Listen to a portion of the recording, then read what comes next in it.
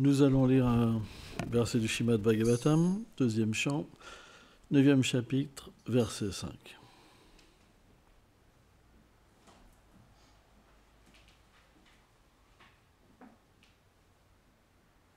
Om Namo Bhagavate Vasudevaya.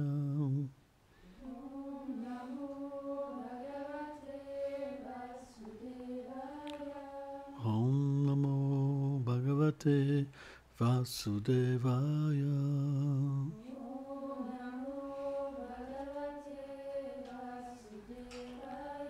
Om Namo Bhagavate Vasudevaya.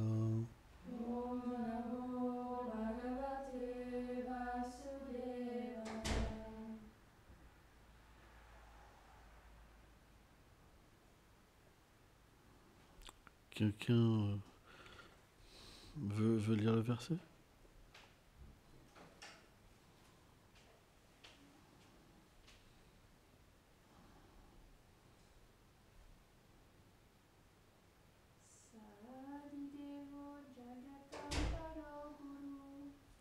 Sahadidevo Jagatam Paro Guru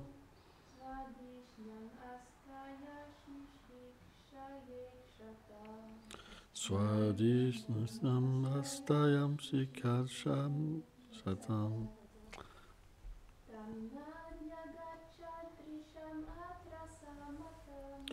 Tam Nadyagatsham Disham Atrasamatam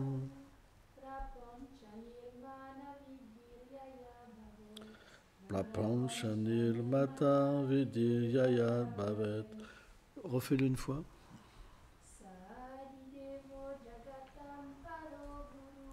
Sahadidevo Jagatam Palo Guru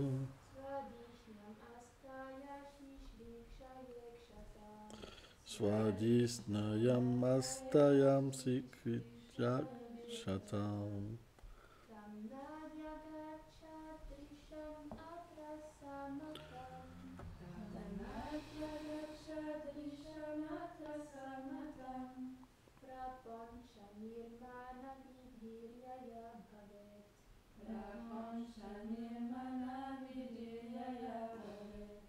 J'arrive plus à lire avec mes lunettes. Les lettres comme ça, j'arrive plus. Je les vois pas assez. Je pense que ça, c'est pour que je puisse travailler assez loin avec l'ordinateur. Pour lire, je vois flou.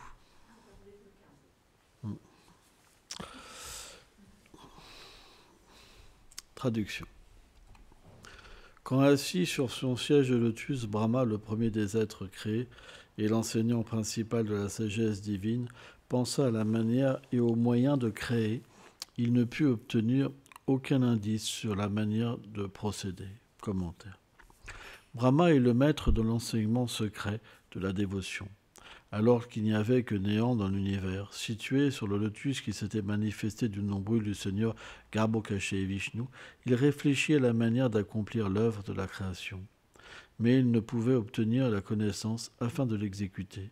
Puis il médita, et le Seigneur se révéla à lui dans sa demeure avec ses associés qui sont au-delà du temps et de l'énergie matérielle. Il put ainsi comprendre qu'il devait accomplir l'œuvre de création et la fit selon la vision divine qu'il avait reçue.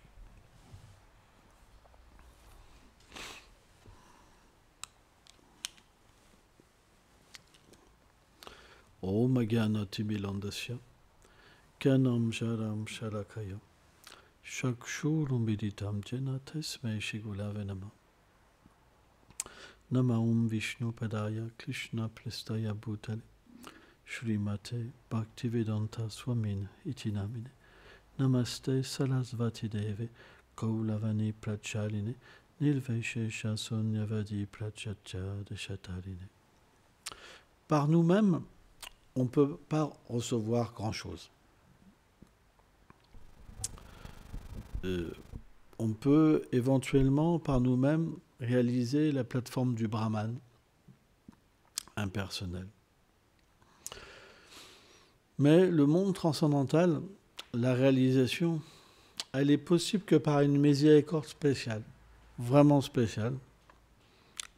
C'est qu'on vient nous chercher. Et ça, c'est pas quelque chose qu'on peut inventer. C'est pas quelque chose qu'on peut avoir en prenant sannyas, en ayant des disciples, en faisant croire qu'on sait tout. C'est pas possible.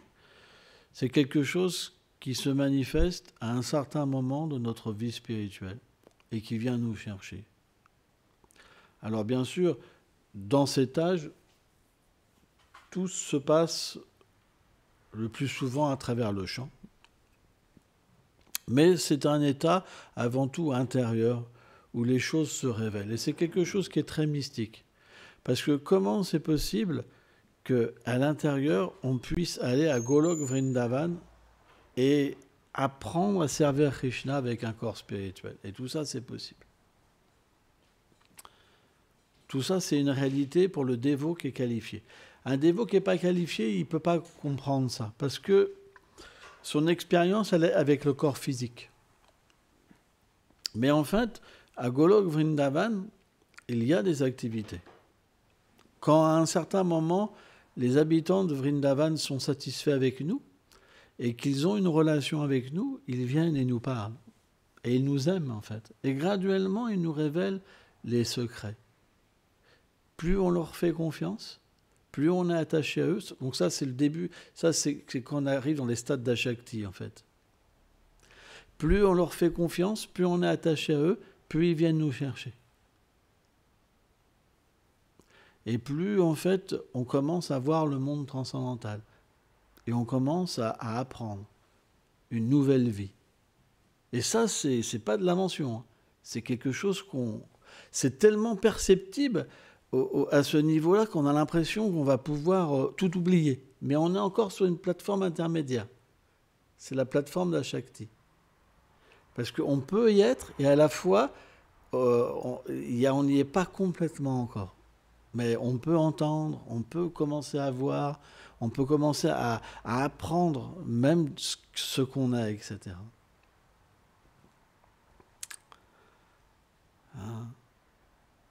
Et bien sûr, plus l'attachement va venir, et plus on pourra ne pas être avec eux. L'attachement devient si condensé qu'à ce moment-là, on devient absorbé 24 heures sur 24, c'est l'état de bhava, en fait. C'est quelque chose qui est graduel. Mais ça vient comme une révélation. Tant qu'il n'y a pas de révélation, il n'y a pas d'attachement. C'est pour ça qu'à Shakti, c'est considéré comme le stade de l'attachement. Parce qu'on devient attaché comme on est attaché à une femme, à un enfant dans le monde matériel, par exemple. Sauf que cet attachement nous fait tout oublier de notre vie spirituelle, de notre réalité spirituelle. Tout. En fait, cet attachement, c'est l'oubli. Mais quand Ashakti arrive, en fait, quand le stade d'Ashakti arrive, on devient attaché aux habitants de Vrindavan. Complètement attaché. Et c'est tellement bon qu'on a envie de devenir de plus en plus attaché, en fait. Et c'est quelque chose qui est incroyable, c'est que cette révélation, elle nous apporte aussi un indice qui est très important, c'est que ça vient encore de nous, même à ce niveau-là. Parce qu'ils veulent bien être là si on le désire. C'est pas qu'ils nous forcent. C'est qu'encore à ce niveau-là, ça vient de nous. Tout vient de nous. Vous comprenez? Mais là, on devient attaché. On le désire. Alors que dans des stades inférieurs comme au Ruchi, par exemple, Ruchi, il y a le goût. Il y a un goût fort, très fort. Mais il n'y a pas encore l'attachement. Parce qu'il n'y a pas l'expérience du monde transcendantal. C'est pour ça que par lui-même, Brahma, il n'a rien pu faire. Rien. Qu'est-ce qu'il pouvait comprendre de la philosophie? C'est intellectuel. Qu'est-ce qu'il pouvait comprendre? Mais comme il avait la qualification pour avoir la révélation s'est faite. Parce que c'est Brahma. Brahma, il doit créer. Et pour créer, il doit voir le monde transcendantal. Et à travers la réflexion de la passion, il doit créer le monde matériel. C'est une réflexion inversée. Il doit avoir. Donc, c'était déjà programmé qu'il puisse voir. Il n'a pas le pouvoir de voir. Mais comme c'est déjà programmé, naturellement, en lui, il y avait aussi la disposition pour mendier. L'attitude pour que ça se révèle. C'est ça la qualification. C'est que bien qu'au début, on ne voit pas, l'attitude est là quand même. Elle est là. Et là, à ce moment-là, il a pu voir le Seigneur, ses associés et ce monde. Et là, à ce moment-là, on devient un pur dévot. Là, on devient un pur dévot. Parce que notre expérience, elle est pure. Alors, bien sûr, il y a différents niveaux de pure dévotion. Quand on dit quelqu'un, il est sida, c'est qu'il s'absorbe constamment dans son service éternel. Ça, c'est un stade très élevé, c'est très rare. Il y a plein de dévots qui ont des milliers de disciples qui ne sont pas à ce niveau-là. Plein, on pense qu'il a un pur dévot parce qu'il connaît la philosophie, parce qu'il est austère, parce qu'il chante tant de tours, parce qu'il est né en Inde, parce que ses parents étaient Vaishnaves, etc., etc. Mais c'est pas forcément la réalité.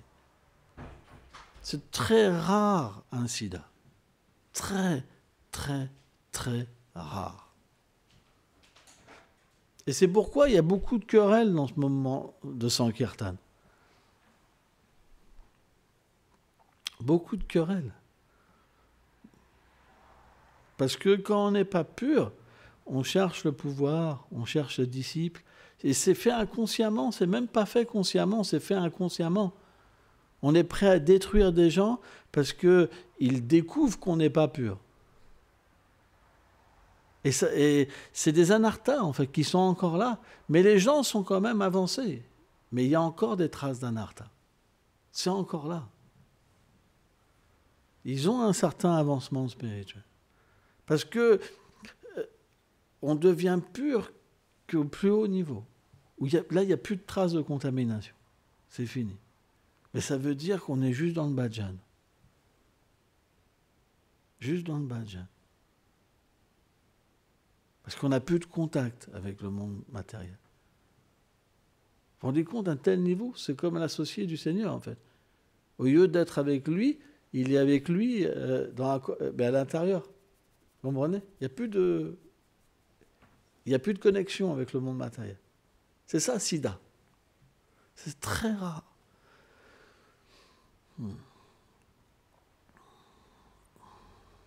Et on voit même Brahma, il a reçu et après il a créé. Donc il est revenu sur une plateforme intermédiaire. Vous comprenez ? Parce qu'on ne peut pas prêcher, on ne peut pas faire une activité dans ce monde sans redescendre à un niveau intermédiaire. C'est pas possible. C'est pour ça que parfois les grands Vaishnavas, ceux qui sont les Siddhas, le Seigneur les fait redescendre à un niveau intermédiaire. Sans ça, ce ne serait pas possible.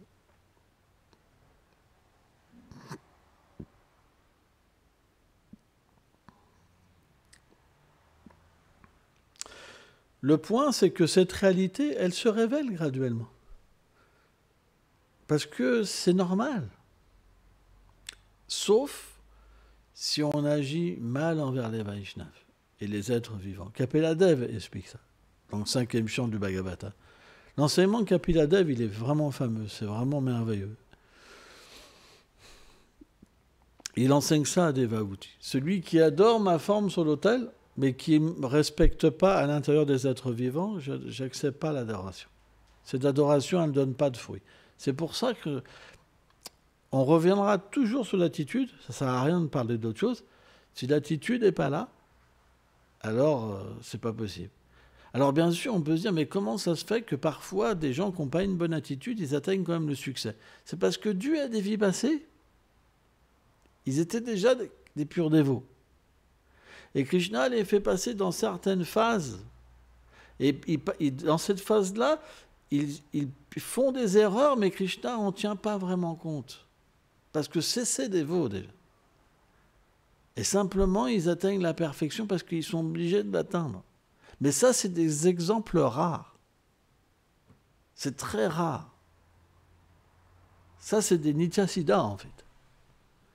Parce que le Nityasiddha, il est obligé d'atteindre la perfection. Donc Krishna peut le faire naître dans n'importe quelle circonstance.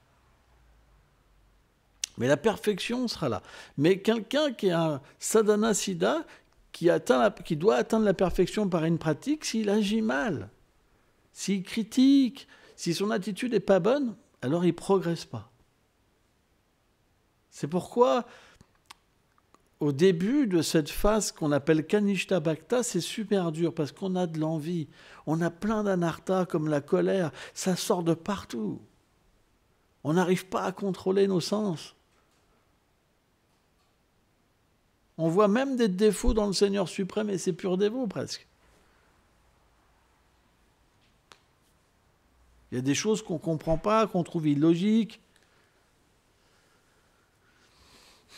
Mais si on essaie d'avoir cette bonne attitude, et c'est très important, Krishna va apprécier et va nous donner l'intelligence et surtout la révélation dans le cœur. Quand la révélation dans le cœur vient, alors on devient de plus en plus doux, de plus en plus sensible et de plus en plus respectueux des êtres. C'est pas simplement qu'on respecte notre voix, notre institution, mais on respecte tout le monde. On comprend. Krishna, quand il se révèle, on comprend les êtres. On les comprend, on les accepte. C'est leur chemin, on respecte. Mais à ce niveau, Kanishta Bhakta, on ne respecte rien, en fait. C'est la guerre. Le sectarisme, c'est la guerre totale. C'est pourquoi on doit véritablement prendre le refuge de personnes qui ont cette mentalité de cygne, qui ont cette ouverture du respect. C'est très important. Et pas prendre refuge de la mentalité de même dévots qui ont la même mentalité que nous, fanatiques. Parce que ça va simplement renforcer notre fanatisme. Si on veut acquérir cette douceur qui va nous permettre de chanter et de découvrir la douceur du Saint-Nom, on doit véritablement s'associer avec des bhaktas qui ont des vraies réalisations spirituelles. Et il faut être expert à ouvrir leur cœur. Parce qu'un Vaishnava, il ne se révèle pas si facilement que ça. Le secret, c'est qu'il faut être avide. Et cette avidité, elle se manifeste comme quelqu'un qui est un mendiant, en fait, qui a besoin de ce prème, de cet amour. C'est pourquoi l'attitude du disciple, elle va faire éveiller dans le maître spirituel qui est qualifié le désir de lui révéler quelque chose. Et ça, il faut faire très attention. Parce que si le maître spirituel nous révèle quelque chose, mais qu'on en fait n'importe quoi, alors notre vie spirituelle, elle est foutue sur des vies et des vies et des vies et des vies et des vies. Attention. Parce que ça, c'est directement Golok Vrindavan. C'est pas un joyau ordinaire, c'est pas un cadeau ordinaire. C'est votre possibilité d'être introduit tout de suite à Vraj.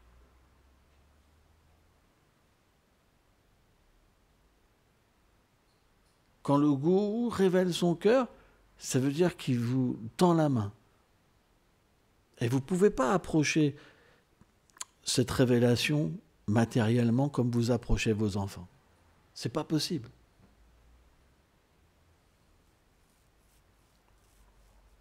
Il faut approcher véritablement avec prudence.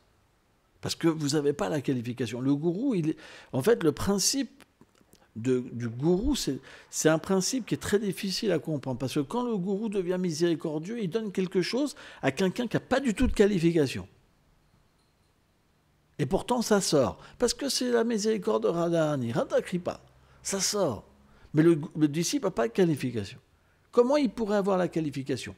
Vous pensez que la qualification, elle vient à abracadabra? Non. Elle vient en entendant. Elle ne peut pas se manifester du cœur dû à des vies passées. Si on n'a pas été qualifié dans les vies passées, ça ne se révèle pas dans le cœur. Ce n'est pas possible. Parce que c'est trop recouvert. Il y a trop d'impureté.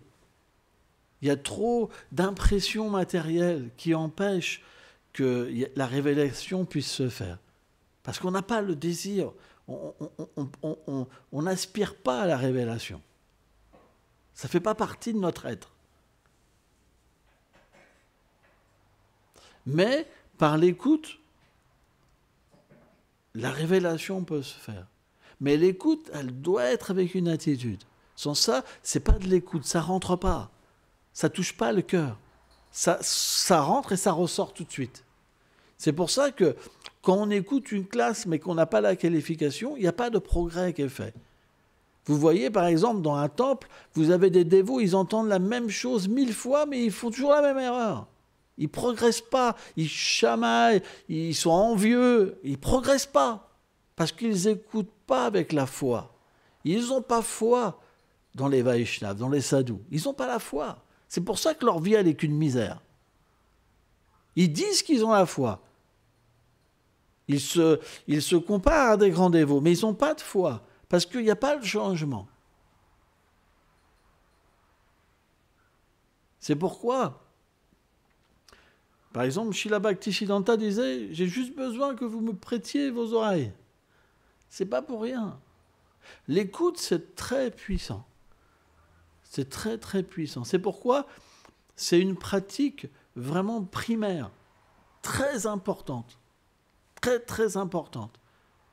Alors on peut se dire, et c'est ça qui est dommage, parce qu'au stade du début de la dévotion, on écoute plein de classes, on voit plein de sadhus, il n'y a pas grand-chose qui se passe, parce qu'on n'a pas l'attitude, et à un moment, voilà, ça fait partie de notre vie, quoi. Mais on s'assoit et non, on doit essayer de vraiment écouter avec notre cœur. C'est gratuit. Après tout, on a le droit d'essayer. On a le droit d'avoir cette expérience.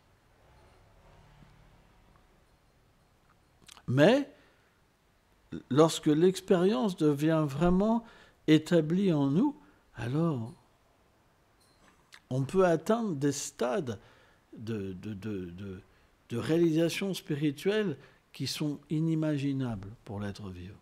C'est inimaginable. C'est impossible à l'état conditionné de pouvoir imaginer. C'est impossible. Quand les stades, par exemple, d'Ashakti commencent à venir, même à ce niveau-là, qui n'est pas encore le plus élevé, ça devient tellement merveilleux. Tellement merveilleux.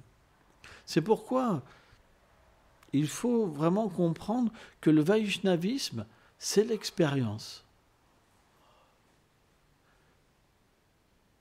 Notre vie, ça doit être l'expérience. Et pas simplement, la récitation de textes. Alors les textes ne sont pas différents de l'expérience aussi. Parce que le Srimad Bhagavatam est considéré comme la seule écriture transcendantale. Complètement. C'est ce que révèle en fait le Srimad Bhagavatam lui-même. Que dans cet âge, le Bhagavatam, c'est le fruit mûr des Védas. Il est comme le soleil. Quand Krishna est parti, et qu'il a pris, en fait,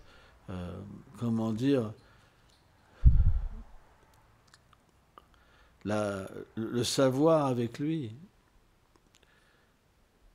il a redonné, en fait, cette possibilité de le connaître et d'établir une relation avec lui à travers le Bhagavatam. Parce que dans le Bhagavatam, c'est clair. Il explique sa véritable nature. Et surtout, en fait, cet écrit n'est pas différent de Srimati Radharani. Parce que c'est Sukadev Goswami qui a énoncé le Bhagavatam. Et on sait que Sukadev Goswami, il est très proche de Srimati Radharani. Il est le perroquet de Radharani. C'est comme le disciple de cœur direct de Radharani. Radharani, elle lui révèle son cœur, elle le nourrit directement. Il est directement témoin des sentiments de Radharani. Donc naturellement, dans ce Bhagavatam, tous les sentiments de Radharani sont présents. Ce n'est pas quelque chose d'ordinaire. Parce que le Bhagavatam, c'est la douceur. Alors on pourrait se dire, pourquoi la Bhagavad Gita n'est pas considérée? Parce que c'est Vasudeva Krishna. Dans la Bhagavad Gita, ce n'est pas le même Krishna qui est consigné.